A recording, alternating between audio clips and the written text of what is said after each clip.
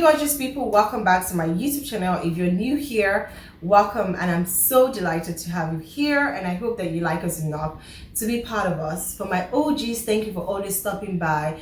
Your support and love means a lot to me. Thank you for my new subscribers. You guys are the best. I do not take you for granted, and I hope I do not disappoint you. Keep liking, keep sharing my video. It means a lot to me. So without further ado, we're going to jump right into today's video. This couple I'm going to be talking about are well-known prominent people in Nigeria. This couple have been married for over 40-something years, and last week they announced their separation. Have you noticed that when marriages go sour, it goes like, it's like a time bomb, like it spreads so easily. People carry this news. People are not sharing healthy relationship, but I can tell you that there are a lot of people out there that are enjoying their marriages. They don't like to share, and I don't blame them, because what people don't know, they can't harm. So people are actually enjoying their marriage, but they are not as loud as those that are not enjoying their marriages. And I don't think that couples go actually exist online. Look around your neighborhood, look around people. Even if your parents are not people that you look up to in their marriages, maybe because you don't really feel like they are true to themselves, or maybe you don't really feel the energy, look around your church, your neighbors. There should be someone out there that you admire. There should be someone out there in real time, in real life, that you should look up to, not on social media.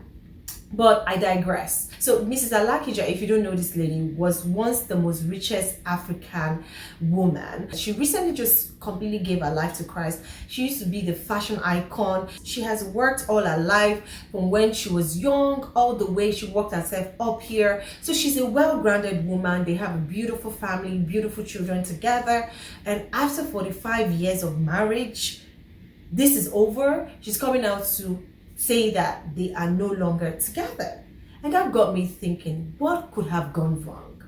What could have happened in this 45 years, that if they could not divorce when it was 10 years old in marriage, or 2 years old in marriage, or 15 or 20 years old in marriage? What is it that you have dealt with in the last 40-something years that you cannot forgive and move on from? So this got me thinking, what could be the issue? And I could only think of a few things, and I'm going to be analyzing these few things here. A lot of times, people have things that they've been holding on for so long. From my findings, I heard that this man have been cheating all his life, allegedly. If you forgave his infidelity those years, why leave now? That was the thing that came to mind.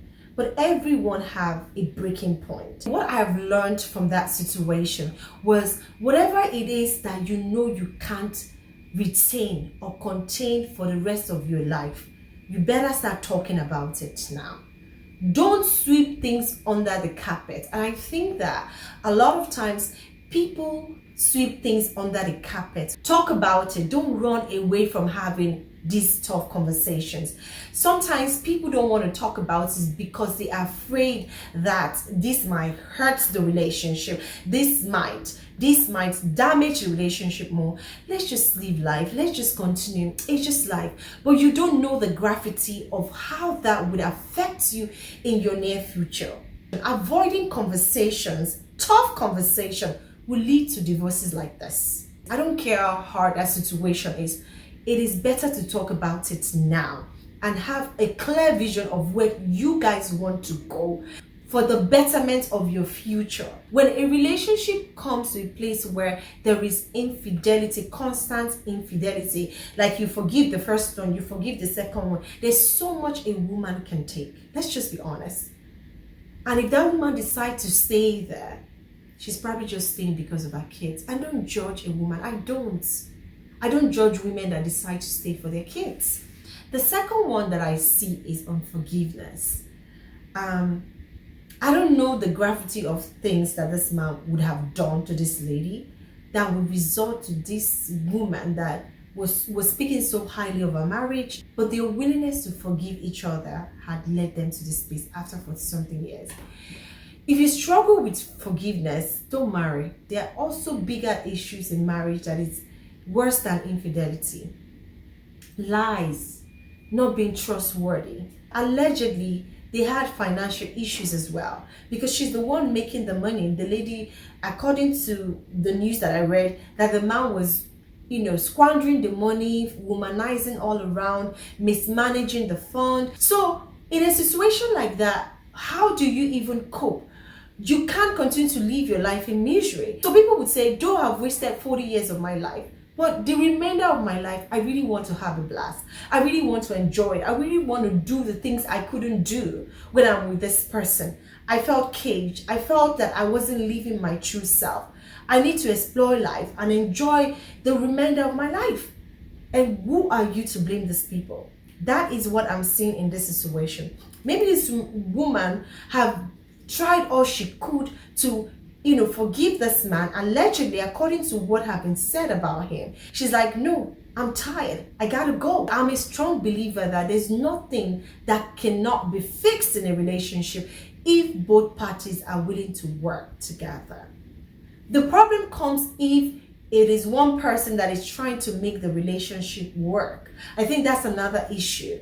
If one person is the only person trying to make this relationship work, you're putting in the time, but the other person is unwilling to do the things that will make the relationship work, it's going to come to this end after 40-something years. No one is an island. There's a limit to what people can really take. It takes two to make a relationship work. If one person is the one doing the work, trying to fix it, trying to make it happen, and you are unwilling to change from those things that are causing issues, whether you're the man in this question or whether it's a woman in this situation, if you're willing to change and find ways to work with your partner, it's going to lead to this. I don't care if it's 50 years, it's going to lead to this. So one thing is, forgiveness is very important. The willingness to make that relationship work is very important. Having tough conversations, stop avoiding having conversations, because no matter how much you hide or run from talking about that situation, it will come back to bite you in the long run. Freedom is so important in relationships. We're all adults. Nobody should be caged. There are people in marriages that want to travel, but their spouse will not let them travel because of their insecurities. They want to do things. Their spouse will not let them do things because of their insecurities. What do you think? It gets to a point where it's just overwhelming. Can I just be myself? Can I just do the things that I love to do without you always stopping me from doing those things? Give people freedom to live their lives. I know we are married. I know we are accountable to one another, but allow me to at least do the things that I want to do. As a married woman, there's certain things you should not do.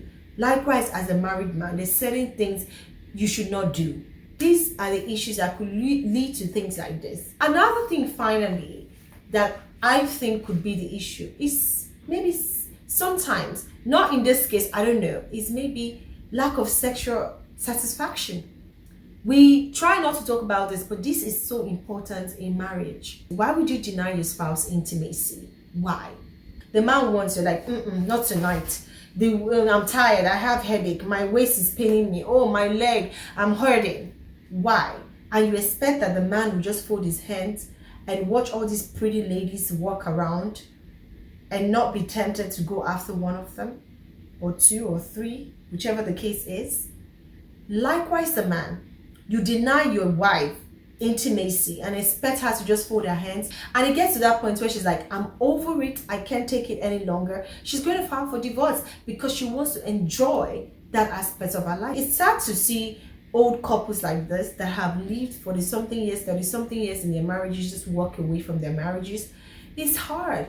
It must have been a tough situation. Relationship can get better depending on how you water it. What would make people divorce after 40-something years in marriage? I would like to hear from you guys. What do you think would have been the issue here? Why do you think that people wait this long to get out of relationships? Until I come your way again next week, I remain your one and only girl, Clarabelle. Like, you are loved, you are kind, you are special, you are beautiful, you are amazing. Do not let anyone tell you otherwise. And I will catch you guys in my next video. Bye.